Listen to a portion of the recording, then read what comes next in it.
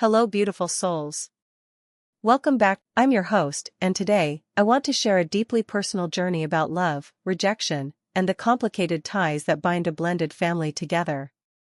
This is the story of how I lived years as a stepmother and nanny, roles that became intertwined in ways I never expected, and how I faced the painful reality of being dismissed as just a nanny by my own stepdaughter, Emily. If you're new here, we bring you raw, real stories from women who have walked difficult paths and found strength in their struggles. So make sure to subscribe and hit that notification bell, so you never miss a story that speaks to your heart. I want to take you back to the beginning, when I first stepped into this new family, hopeful and eager to build bonds. My name is Anna, and for years, I was both a stepmother and a nanny to my husband's 3 children, including Emily, the oldest. When I married Mark, I knew the road wouldn't be easy. Blending a family always carries its unique challenges, especially when you're trying to find your place between being a parent and a caretaker. But nothing prepared me for the cold distance I felt from Emily, or for the words she would one day throw at me, words that cut deeper than I ever imagined. Emily was 12 when I came into their lives. At first, I thought the kids were shy or simply cautious. I tried to be patient, to offer kindness without expectation. I took on the role of nanny, helping with homework, cooking meals, and driving them to activities. But I also tried to be a stepmother, not just a caretaker. I wanted to be someone they could rely on, someone who loved them fiercely, even if I wasn't their birth mother. Yet, Emily never made it easy. Time and again, I found myself on the outside looking in. She was polite when necessary, but distant, cold even. I remember the first time she called me just a nanny. It was a casual remark, tossed out like a casual fact, but it felt like a slap to the face. We were at a family gathering, and she said it loud enough for others to hear, as if reminding the world, and me, that I didn't truly belong. I sat there, stunned, my heart twisting. I wanted so badly to reach through the wall she'd built and show her that I was more than just someone who cooked dinner or packed lunches. But those words echoed in my mind for days, making me question my worth in that family. The truth is, being labeled just a nanny by the person you've cared for most is soul-crushing. It's like being invisible in your own home, an outsider in the family picture. I struggled silently, wearing a brave face while my heart ached. I found myself asking, am I just a helper? Am I never going to be seen as her stepmother, as her family? I tried to bridge the gap in every way I knew. I attended every school event, cheered the loudest at her soccer games, stayed up late when she was sick, and listened when she needed someone to talk to. But Emily held tight to her distance. She was guarded, protective of herself in ways I couldn't fully understand. One memory stands out vividly. It was Emily's 13th birthday, and I had spent hours baking her favorite cake and decorating the house with balloons and ribbons. I wrapped her gifts carefully, hoping to show her that I cared. When the day arrived, she barely acknowledged my efforts. She smiled politely but never thanked me, and later, she whispered to a friend, "She's just the nanny, not my real mom." Those words haunted me. I questioned whether I was doing the right thing by staying, by trying so hard to be part of their lives when my love wasn't returned the way I hoped. But something inside me held on, the belief that love could eventually break down the walls she built, that patience and kindness could change hearts. The family dynamics were complicated. Mark, my husband, loved his children deeply and tried to balance his role as their father while supporting me as their stepmother. But even he struggled to bridge the gap between Emily and me. Sometimes, I sensed his frustration, caught between loyalty to his daughter and his desire to see us united. Other times, family gatherings felt like minefields.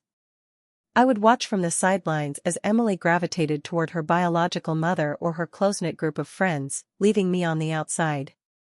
At holiday dinners, I was often overlooked, my presence acknowledged but my role minimized. I wasn't the one who had carried her for 9 months or raised her from infancy, and that distinction seemed to shape how Emily saw me. Despite it all, I held on to hope. I reminded myself that love isn't always instant or easy, especially in blended families where history and emotions run deep. I wanted to believe that one day, Emily would see me not as just a nanny, but as someone who had loved her unwaveringly through thick and thin. There were moments of small connection, brief flickers of warmth that kept me going. A smile here, a shared joke there, a quiet thank you whispered during a tough day. Those moments were precious, reminders that beneath her guarded exterior was a girl who might one day accept me fully. But the tension lingered. I learned to navigate the delicate balance of being both caregiver and stepmother, roles that often overlapped but were never fully recognized by Emily. She called me just a nanny more than once, each time a reminder of the invisible line between us. I remember one particular afternoon when I picked Emily up from school. She was upset about a fight with a friend, and for a moment, her defenses dropped. She leaned against me and quietly said, "Thanks for being here." It was the closest she ever came to acknowledging me as more than a nanny, and it felt like a small victory, a crack in the wall she'd built around her heart. Still, the emotional undercurrent remained. I often wondered what it would take for Emily to see me as family, to understand that love isn't defined by biology but by the bonds we build through care, sacrifice, and presence. As the years went on, I continued to care for Emily and her siblings, hoping that time would soften the edges of rejection. I became a constant in their lives, a steady presence even when I felt invisible. It wasn't easy, but I believed that someday, the story between Emily and me would change. That moment, that turning point, would come sooner than I expected. But for now, I lived in the quiet space of hope and heartache, loving a child who saw me as just a nanny and not yet as the stepmother who loved her fiercely. Thank you for joining me today as I share this chapter of my life. If this story resonates with you, please subscribe and share it with others who might find comfort in knowing they are not alone. Next time, I'll take you deeper into the years of struggle, the rising tension and the moments that tested my resolve. Remember, your worth isn't defined by how others see you but by the love you carry and the strength you show every day. Until next time, keep believing in your incredible worth. Hello beautiful souls. Welcome back to Her True Stories. I'm your host, Anna, and today I want to take you deeper into the years that followed, years filled with quiet struggles, growing tensions, and the emotional roller coaster of trying to be both a stepmother and a nanny in a family that never quite saw me as either. If you caught last episode, you'll remember how Emily, my stepdaughter, often dismissed me as just a nanny, and how that wounded me deeply. Today, I want to share with you the rising action of that story, the moments when hope flickered, but the walls between us only seemed to grow taller. When I first stepped into the role of caregiver and stepmother, I was determined to build bridges, to be patient, and to love without reservation. Over the years, I poured my heart into those children, Emily, her brother Jake, and little Sophie. I helped with homework, drove them to countless practices, stayed up late when they were sick, and celebrated their victories, both big and small. Yet, despite all those efforts, Emily remained distant, her coldness a constant reminder that I was never truly seen. Family gatherings were the hardest. I learned early on that my place was often at the periphery. At birthday parties, holiday dinners, and casual get-togethers, I was there, but rarely the center of attention. Sometimes, I felt like a ghost in my own home. Mark's ex-wife, Sarah, was still very much involved in the kids' lives, and Emily clung to that familiarity. I respected Sarah, I knew the children loved their mother. But Emily's loyalty sometimes felt like a barrier that shut me out completely.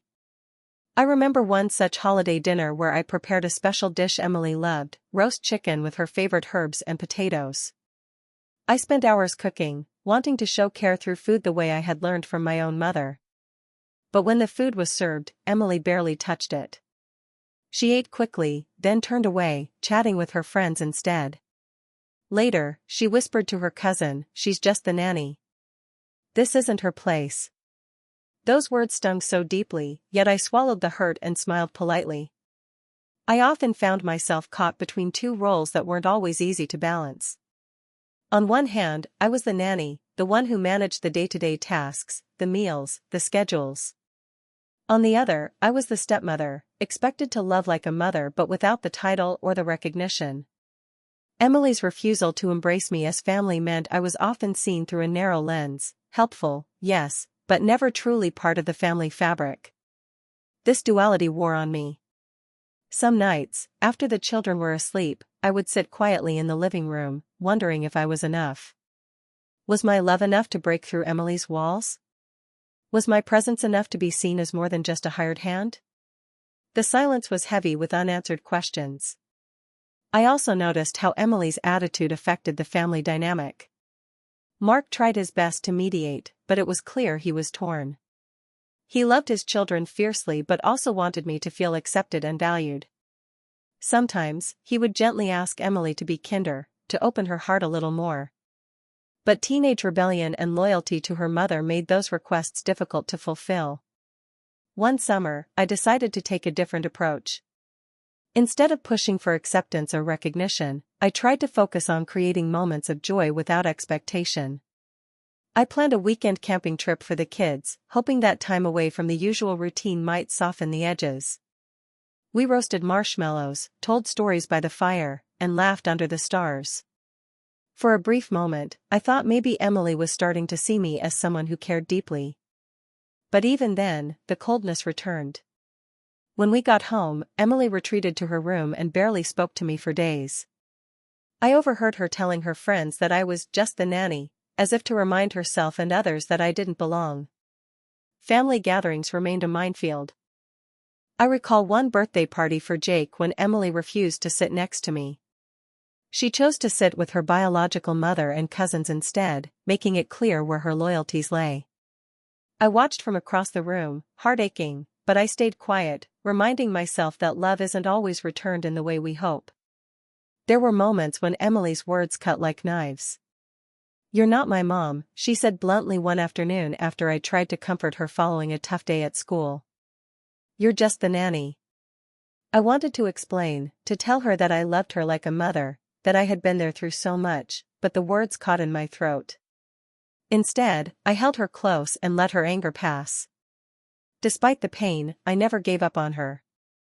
I believed that beneath her harsh exterior was a girl struggling to accept change, to reconcile the complexities of a blended family.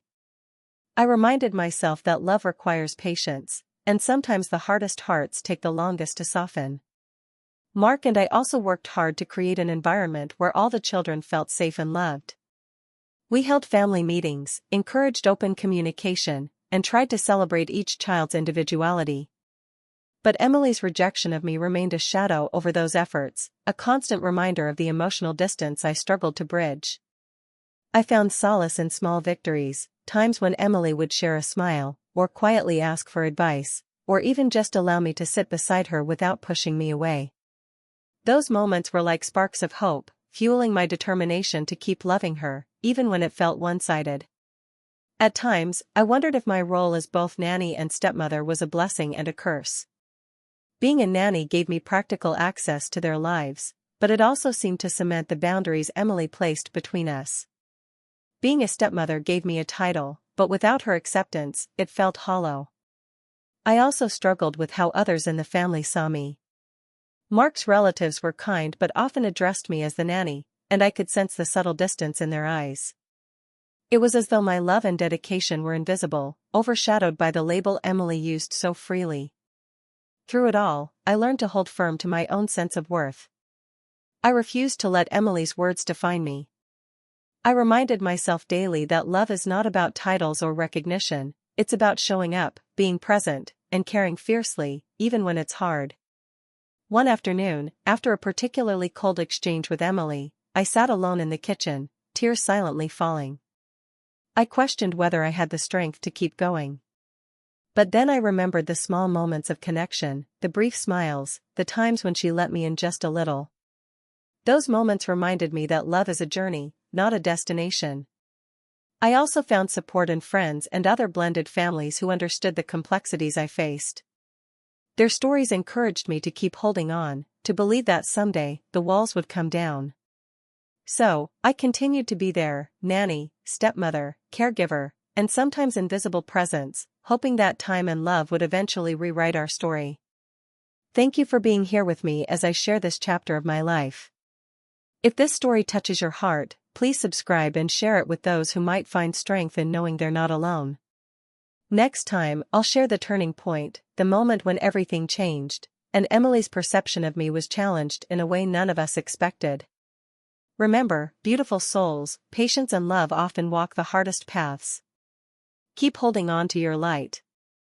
Until next time, know your worth and keep believing in the power of love. Hello, beautiful souls. Welcome back to Her True Stories. I'm your host, Anna, and today I'm sharing a moment in my journey that changed everything, the turning point when the walls between Emily and me began to crack, and the truth of my role in her life could no longer be ignored. If you've been following along, you know how difficult it was to find my place as both a stepmother and nanny, especially when Emily often dismissed me as just a nanny. Today, I want to take you to the day of Emily's wedding reception, the moment when I finally revealed who I truly was, not just to Emily but to everyone around us.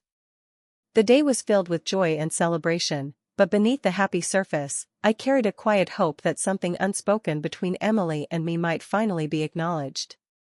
For years, I had been the constant presence behind the scenes, the one who helped with school projects, wiped tears, prepared meals, and stood by her through life's ups and downs. But Emily's narrative, and sometimes the family's, had reduced me to a helper, an outsider. As the reception buzzed with laughter, music, and the clinking of glasses, I stood quietly among the guests, watching Emily dance with Mark, her father, and her new husband. I felt a mixture of pride and bittersweet longing.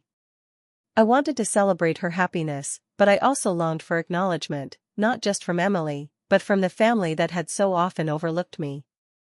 The opportunity came unexpectedly. Emily's childhood friend, Sarah, approached me with a question about who I was. In that moment, I realized I had a choice, to remain silent, invisible as always, or to step forward and share my truth. With a steady breath, I decided to seize the moment. I smiled warmly and began to share my story, not just the story of a nanny, but of a stepmother who had loved Emily fiercely through every trial and triumph. I spoke about the years I had spent caring for her, supporting her, and standing by her side when she needed me most. As I spoke, I saw surprised looks ripple through the crowd. Some guests whispered to each other, others glanced at Emily, who seemed caught off guard. For the first time, the narrative shifted. I was no longer just a nanny in their eyes, I was a woman who had been a steady, loving presence in Emily's life. Emily's eyes met mine across the room, wide with shock and something else, perhaps regret or realization. The words I'd heard so many times from her lips suddenly echoed back, but this time, they felt different.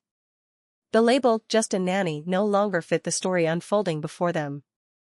I continued, sharing moments that had been private, the late nights comforting her after a heartbreak, the hours spent helping with college applications, the countless meals prepared with love.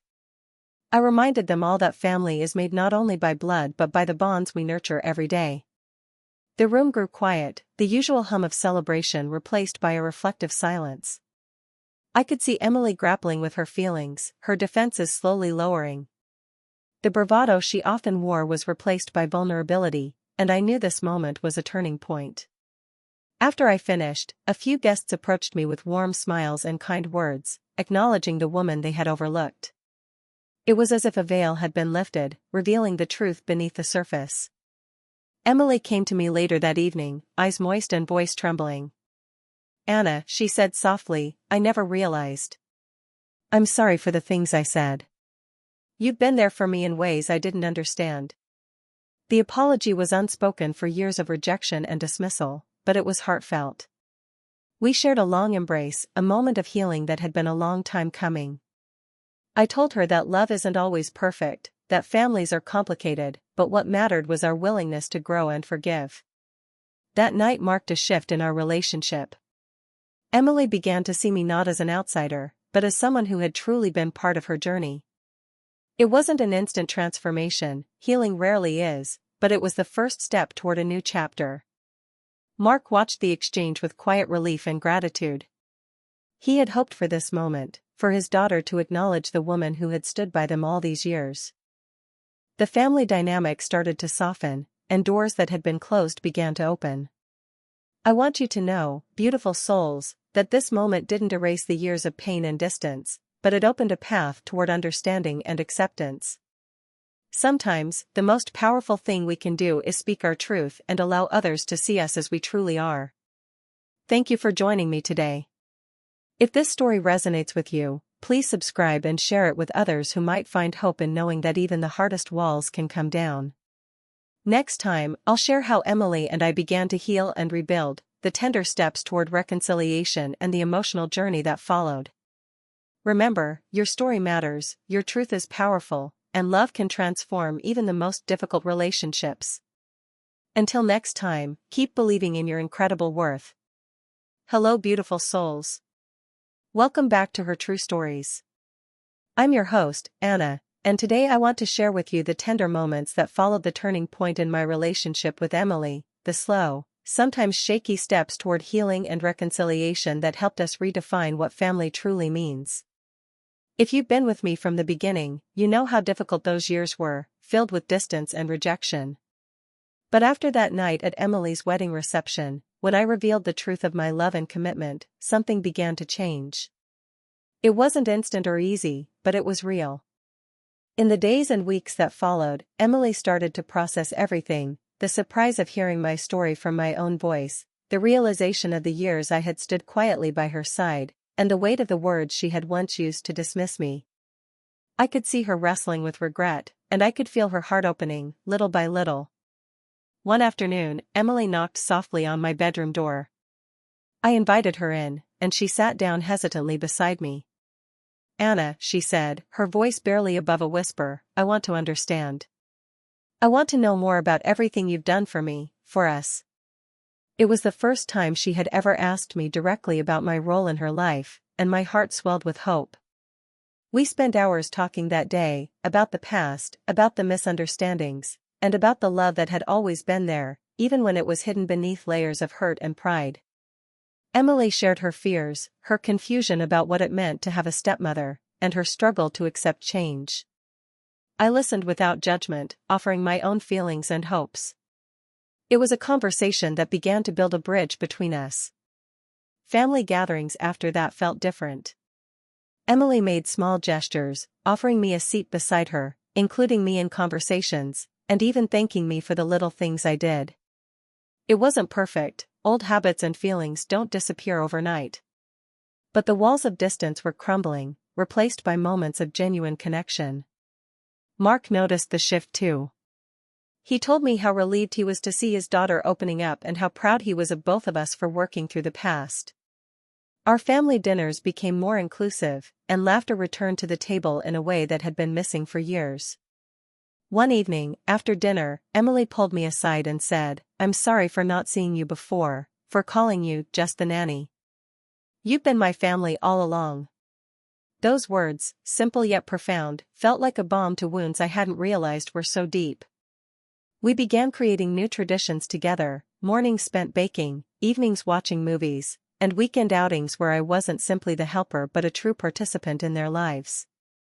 Emily invited me to be part of her world, and I embraced the chance to nurture that bond. Of course, there were still moments of tension. Sometimes, old feelings would surface, and Emily would retreat into her shell. But we learned to navigate those moments with patience and honesty. We grew to understand that healing is a process, not a destination. Through this journey, I came to appreciate the complexity of blended families, the delicate dance of love, loss, acceptance, and identity. I realized that being a stepmother doesn't come with a manual, and that sometimes, love requires courage to face rejection and hope to keep moving forward. I also learned to honor my own feelings, to acknowledge the hurt and to celebrate the progress. Self-worth became my anchor, reminding me that my value wasn't dependent on Emily's acceptance, but that acceptance made the love between us richer. Friends and family who witnessed our transformation offered support and encouragement. Their kindness helped reinforce the changes, reminding us that no family is perfect, but every family can find its way to healing. In time, Emily and I developed a relationship built on mutual respect and affection. We shared secrets, supported each other's dreams, and became allies in navigating life's challenges. The label, just the nanny, faded into the past, replaced by the truth of a stepmother's love. This journey taught me that sometimes, the hardest battles are fought within families, and the sweetest victories come from hearts willing to forgive and grow. It reminded me that love is resilient, patient, and often surprising in the ways it unfolds. Thank you for being with me today as I share this chapter of hope and healing. If this story touches your heart, please subscribe and share it with others who might find comfort in knowing that reconciliation is possible, even after years of pain. Next time, I'll take you to the final chapter of this journey, how I embraced my role fully and found peace in the family we became. Remember, beautiful souls, healing takes time, but love makes it worth every step. Until next time, keep holding on to your light and your incredible worth. Hello, beautiful souls. Welcome back to Her True Stories. I'm your host, Anna, and today I want to share the final chapter in my journey with Emily, a story about acceptance, self-worth, and the quiet strength that comes from embracing your place in the family, even when the path is far from easy. If you've been following my story, you know how long and winding the road has been, from being dismissed as just a nanny to finally forging a bond rooted in love and respect. Today, I want to reflect on what this journey has taught me about identity, patience, and the power of being seen for who you truly are. After years of struggle and small victories, I finally embraced my unique role in our family. I understood that being a stepmother and a caregiver didn't mean I had to fit into a conventional mold. My love was real, even if it didn't always look like what others expected. I learned to hold my head high, proud of the woman I had become and the family I helped nurture. With Emily's acceptance growing, our relationship blossomed into something beautiful and authentic. We shared laughter, tears, and countless memories. She began to call me not just by my name, but with affection and warmth reserved for family. That was a gift I had longed for, a sign that love had transcended labels and past hurts. I also recognized that healing is ongoing. Some days were harder than others, and old wounds sometimes resurfaced. But we faced those moments with honesty and compassion, knowing that the bond we built was stronger than any challenge. Through this journey, I discovered an important truth: the best kind of family is one built on choice, love, and commitment, not just biology. I came to appreciate the courage it takes to redefine family boundaries and to open your heart despite the risk of rejection. I also found peace in my own worth. I didn't need validation from others to know I was enough. My love and dedication had value, regardless of how long it took for others to see it. That realization gave me strength and freedom. Moving forward, I chose to celebrate our family in all its imperfect glory. We created new traditions that honored everyone's place and story. We learned to communicate openly and to support each other unconditionally. To anyone out there feeling invisible or dismissed in their own family, I want you to know this: your role matters, your love matters, and your story matters. Sometimes, it takes time for others to acknowledge that, but never let that dim your light or your belief in yourself. Thank you for walking this journey with me. If Anna's story spoke to your heart, please share it and subscribe for more real stories of strength, resilience, and love.